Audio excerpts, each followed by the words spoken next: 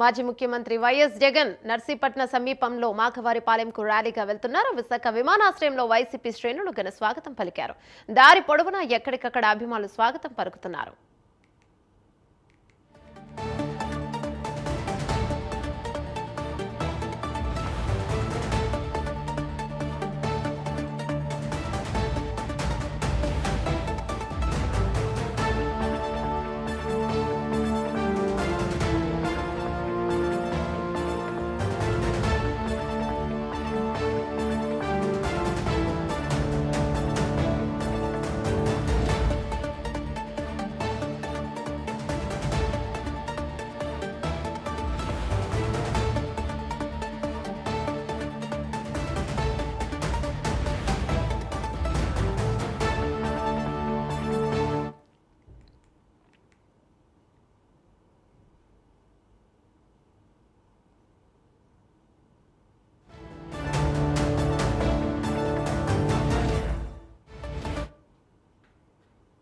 మాజీ ముఖ్యమంత్రి వైఎస్ జగన్ నర్సీపట్నం సమీపంలో మాఖవారిపాలెంకు ర్యాలీగా వెళ్తున్నారు. విశాఖ విమానాశ్రయంలో వైసీపీ శ్రేణులు ఘన స్వాగతం పలికారు. దారి పొడవునా ఎక్కడికక్కడ అభిమానులు స్వాగతం పలుకుతున్నారు. అనకాపల్లి జిల్లాలోని నర్సీపట్నం చేరుకొని నిర్మాణంలో మెడికల్ కాలేజ్ను పరిశీలించనున్నారు. అనంతరం మీడియాతో మాట్లాడనున్నారు. తర్వాత అక్కడి నుంచి బయలుదేరి విశాఖపట్నం కేజీహెచ్కు చేరుకుంటారు. కేజీహెచ్లో చికిత్స పొందుతున్న గిరిజన విద్యార్థులను పరామర్శిస్తారు.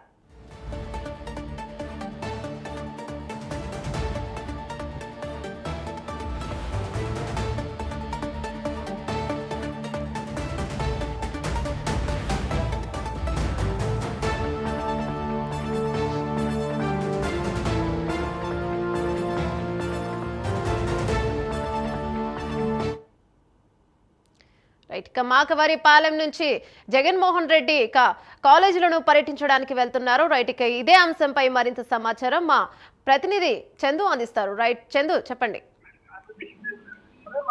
యమున చూసుకుంటే ఏదైతే ఈ రోజు ఒక్కరోజు పర్యటనలో భాగంగా ఉమ్మడి విశాఖ జిల్లాకైతే మాజీ ముఖ్యమంత్రి వైఎస్ జగన్మోహన్ రెడ్డి అయితే రావడం జరిగింది. కొద్దిసేపటి క్రితం ఆయన విశాఖ విమానాశ్రయం నుండి మాఖవారిపాలెం బయలుదేరారు. ప్రధానంగా చూసుకుంటే ఏదైతే పీపీపీ విధానానికి రాష్ట్ర ప్రభుత్వం చేసినటువంటి పరిస్థితి ఏదైతే ఉందో దానికి అనుసారంగా కూడా ఏదైతే దాన్ని వ్యతిరేకిస్తూ కూడా మాజీ ముఖ్యమంత్రి జగన్మోహన్ రెడ్డి ఏదైతే ఇక్కడ ఉన్నటువంటి మెడికల్ కళాశాలలు ఏవైతే ఉన్నాయో మెడికల్ కళాశాలన్నింటినీ కూడా పరిశీలిస్తారో సందర్శిస్తారంటూ కూడా చెప్పిన పరిస్థితి కనిపిస్తుంది. ఈ నేపథ్యంలోనే పూర్తిగా కూడా ఈ రోజు అయితే విశాఖ అయితే చేరుకోవడం జరిగింది. విశాఖ నుంచి నేరుగా కూడా ఆయనకి కేటాయించినటువంటి మార్గం ఏదైతే ఉందో కొన్ని ఆంక్షలు విధించినటువంటి పరిస్థితి అయితే కనిపిస్తుంది. ముఖ్యంగా చూసుకుంటే ఎక్కువ మంది కార్యకర్తలతో కూడా ఆ ప్రాంతానికి వెళ్ళరాదంటూ కూడా ఇప్పటికే పోలీసులు అయితే కొన్ని ఆదేశాలు కూడా జారీ చేసినటువంటి పరిస్థితి ఉంది. ఈ నేపథ్యంలో ఆయన కాన్వాయ్ ఏదైతే ఉందో కాన్వాయ్తో కేవలం 10 వాహనాలు మాత్రమే విడిచిపెట్టినటువంటి పరిస్థితి ఉంది. ఈ నేపథ్యంలో విశాఖ విమానాశ్రయం నుంచి బయలుదేరినటువంటి ఆయన కొద్దిసేపటి క్రితమే ఏదైతే మన గోపాలపట్నం ఏదైతే ఉందో గోపాలపట్నం క్రాస్ చేసినటువంటి పరిస్థితి కనిపిస్తుంది. అక్కడ నుంచి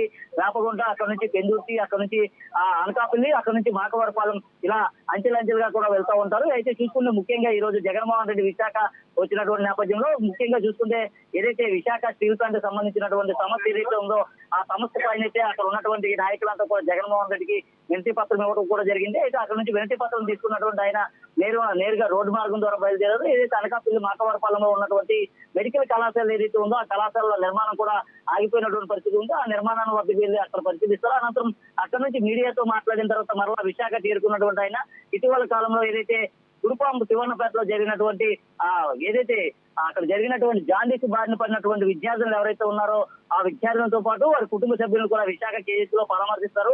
పరామర్శ అనంతరం కూడా మరలా అక్కడ నుంచి విశాఖ ఎయిర్పోర్ట్ చేరుకుని అక్కడ నుంచి తాడేపల్లి వెళ్లేటటువంటి పరిస్థితి కనిపిస్తుంది. ఈ నేపథ్యంలో జగన్మోహన్ రెడ్డి రాకకు సంబంధించి అన్ని రకాల ఏర్పాట్లు అయితే పోలీసులు చేశారు.